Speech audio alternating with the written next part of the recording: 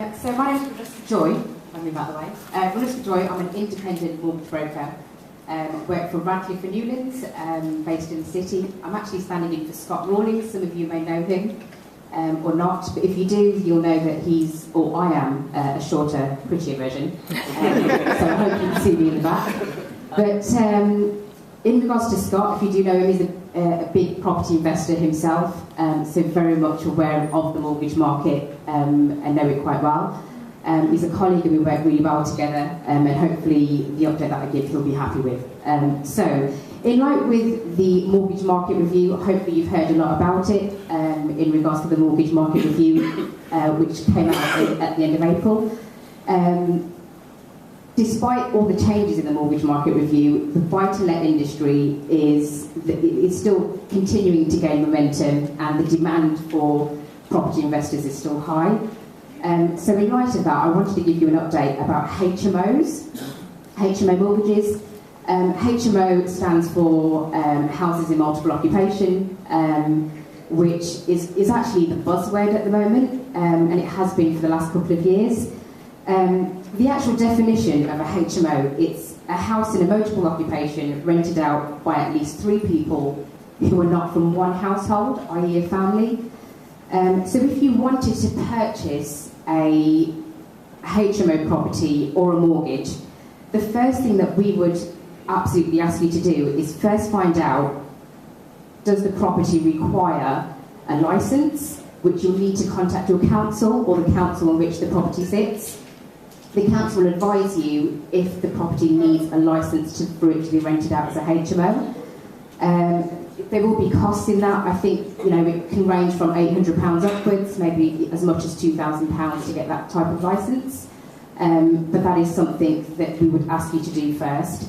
There are some instances where you would absolutely definitely have to get a HMO licence, and that instance would be if it's rented out to 5 people or more, if it's 3 stories high, and if it's tenants that share the same toilet, bathroom or kitchen and stuff like that. So do always check with the council, because that will determine if you can licence the property or not for it to be rented out in that sense.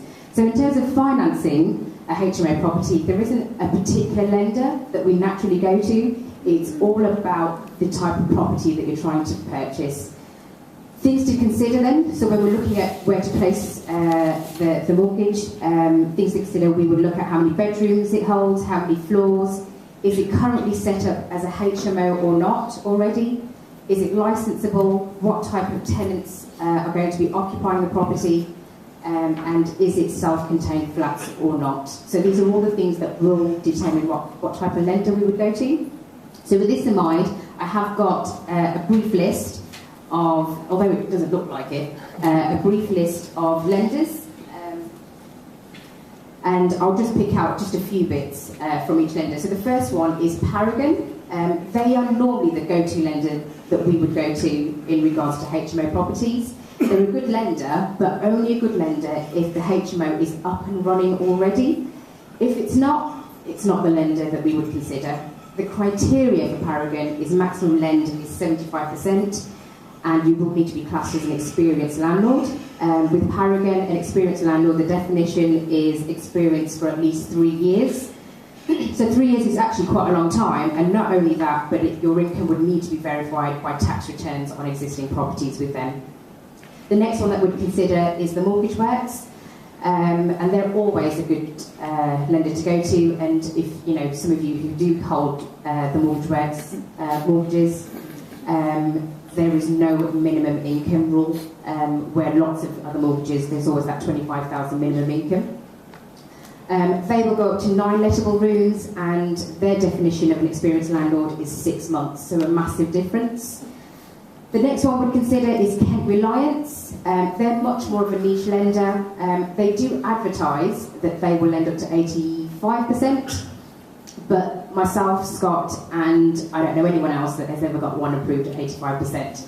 So don't believe it, because we just kind of wish that we went for the 75% in the first place. But the minimum price with Kent Reliance is 250,000, and the maximum beds on that is 8. The next one would maybe consider as Leeds Building Society. They're a bit of a weird one, but theirs is maximum 5 bedrooms, and their rates are more like normal buy-to-let rates, which are about 3.5%, whereas HMO mortgage rates are more top-end 4%, maybe even 5%. So that's Leeds Building Society, and just a few others. You've got Shawbrook. They're more of a specialist finance company. They are somewhere in between all of these with rates and set-up costs, but they're fairly flexible. You've got Birmingham Midshires. They're okay, but maximum beds is 5, and they allow all tenants to be on one tenancy, which is pretty rare, because normally what will happen, it's normally set up individually on a tenancy basis. Finally, we have Woolwich. They can look at HMOs if the property does not require a licence, which is quite hard to come by, but that's something to consider as well. And that's pretty much it on lenders that we can go to. As I said, there isn't a particular one that we'll go to as first off. It's really dependent on the property. Remember to check with the council if you need to get a licence, and I hope you found it useful. Thank you so much.